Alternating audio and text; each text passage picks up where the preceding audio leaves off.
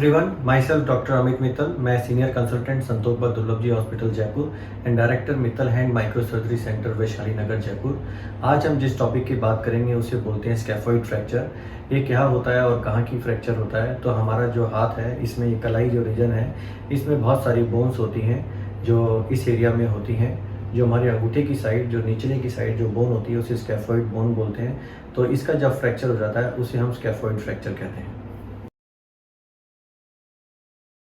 फिर ये हमें कैसे पता चले सर हमारा फ्रैक्चर है? तो इसके लिए आपके जो हाथ है, हथेली में जो अंगूठे की साइड ये वाला एरिया है, इतने एरिया में दर्द रहता है। कभी कभार थोड़ी सी सूजन आती है, आपको मूवमेंट लगता है कि आपका पूरा है, लेकिन जब आप किसी चीज़ को पकड़ते हैं तो उसकी ग्रिप या पावर कम हो जाती है और या आप उसको किसी चीज़ हैवी सामान को उठाने में आप अवॉइड करते हैं। और जब भी कोई हाई डिमांड वर्क होता है, जैसे फाइन वर्क होता है, पेंटिंग, आर्टिंग या फिर कुछ राइटिंग, उसमें आपको दर्द होने लगता है। और जिसमें फुल मूवमेंट का ज़रूरत होता है, अगर आप कोई गेम खेल रहे होते हैं तो उसमें आप वो खेल नहीं पाते और आपको दर्द होने लगता है। तो ये इनके सिम्टम होते हैं। फिर आपको ये फ्रैक्चर कैसे हुआ? तो जो स्पोर्ट्स पर्सन खेलते हैं जैसे फुटबॉल या वॉलीबॉल या क्रिकेट या फिर कुश्ती या कबड्डी, उसमें वो जब अपने हाथ के बल गिरते हैं ऐसे, तो पूरी फोर्स इस एरिया पे आती है और इस एरिया में जब फोर्स आती है तो यहाँ पर हड्डी का फ्रैक्चर हो जाता है। कुछ लोग ओल्ड एज में होते हैं जिनको कोई चोट नहीं लगी होती, जरा सा ऐसे टकराते हैं क्योंकि बोन वीक होती है, उसमें यहाँ का फ्रैक्चर हो जाता है। जो यंग छोटे बच्चे होते हैं उनमें जैसे आपस में लड़ रहे हैं, कोई किसी ने इसको धक्का मारा और धक्का मार के उसने अपने आप को स्टॉप किया ऐसे, तो इसकी से जब फोर्स पे गई तो यहाँ का फ्रैक्चर हो जाता है। तो पेशेंट जब हमारे पास आते हैं तो उनका क्वेश्चन होता है कि सर हमें तो कोई चोट नहीं लगी या हमें कोई दर्द नहीं है या हमने एक्सरे करा लिया उसमें नहीं आया है। तो आप बिल्कुल सही कह रहे हैं, क्योंकि यहाँ पर इतनी सारी बोन्स होती हैं तो जो स्पेशलिस्ट लोग होते हैं वो उसमें देख के इजीली बता सकते हैं, लेकिन जो जनरल हड्डी के डॉक्टर होते हैं उनको इस चीज़ की इतनी क्या कहते हैं, इस टाइप के फ्रैक्चर इतने कॉमनली नहीं देखने को मिलते, तो ये ज़्यादातर मिस हो जाते हैं। और यूजुअली जब ये शुरू में पहले 3 हफ्ते पर जब एक्सरे कराते हैं, अगर हड्डी अपनी जगह ही होती है तो एक्सरे में बिल्कुल नॉर्मल दिखता है,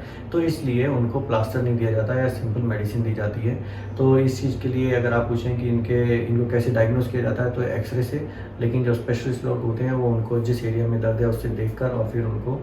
जिस एक व्यू होता है जिसमें उसी पोजीशन में जब एक्सरे करते हैं तो एक्सरे में दिखने लगता है, तो वो कराकर कंफर्म हो जाता है कि हाँ आपको फ्रैक्चर है। फिर इसका क्या ट्रीटमेंट होता है? तो कई लोग जैसे हमारे पास आते हैं, कई लोग इतने इमरजेंसी में आते हैं कि सर मेरे 1 महीने बाद शादी है या फिर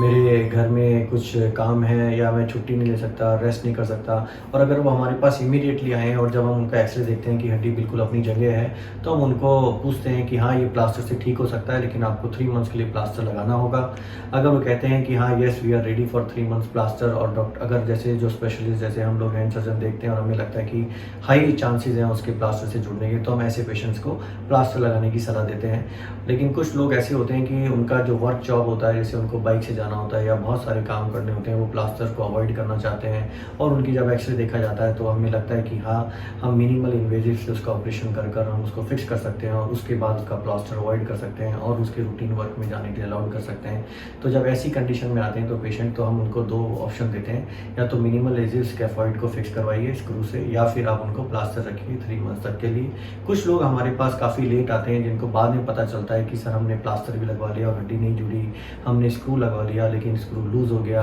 या हमने बोन ग्राफ्टिंग हड्डी डलवा ली उसमें सर वो हड्डी जुड़ी नहीं या एक साइड की जुड़ी, और सर हमें अभी भी दर्द रहता है, हमारा रिस्क का मूवमेंट पूरा नहीं है, हमें जब भी मोड़ते हैं तो दर्द होता है और डॉक्टर साहब ने कहा है कि दोबारा ऑपरेशन करना होगा। तो ऐसे लोगों की सलाह ये है कि अगर आपको ऐसी कोई प्रॉब्लम है तो आप स्पेशलिस्ट से मिलें और वो जो उसका सही इलाज होंगे। अगर हड्डी डालने वाला है तो उसको हड्डी डालकर करेंगे, अगर हड्डी डालने की ज़रूरत नहीं है, उसको जो सिर्फ ब्लड की ज़रूरत है तो वहाँ पर ब्लड की सप्लाई का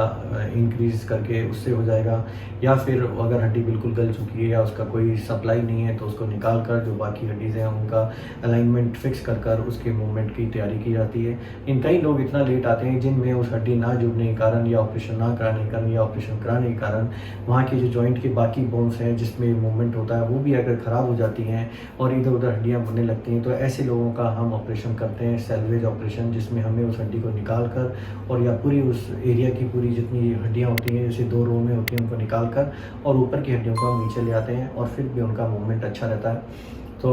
आपके लिए अगर पूछा जाए इसका ट्रीटमेंट क्या है, तो अगर जनरली हड्डी अपनी जगह और आप इमीडिएटली आए हैं तो प्लास्टर, और अगर आपके पास टाइम नहीं है प्लास्टर के लिए कैरी करने के लिए तो ऑपरेशन जिसमें आपको कोई टांका नहीं लगता और इमीडिएटली आप काम कर सकते हैं। और अगर आपकी हड्डी नहीं जुड़ी है और आप लेट हो गए हैं तो ऑपरेशन कर उसमें हड्डी डालकर स्क्रू फिक्स करते हैं और आपके लिए 1.5 से 3 महीने तक का प्लास्टर रहता है और उसके बाद आप काम कर सकते हैं। अगर आपको ये जानकारी पसंद आई है तो डॉक्टर मित्तल का आप यूट्यूब चैनल सब्सक्राइब करें। धन्यवाद।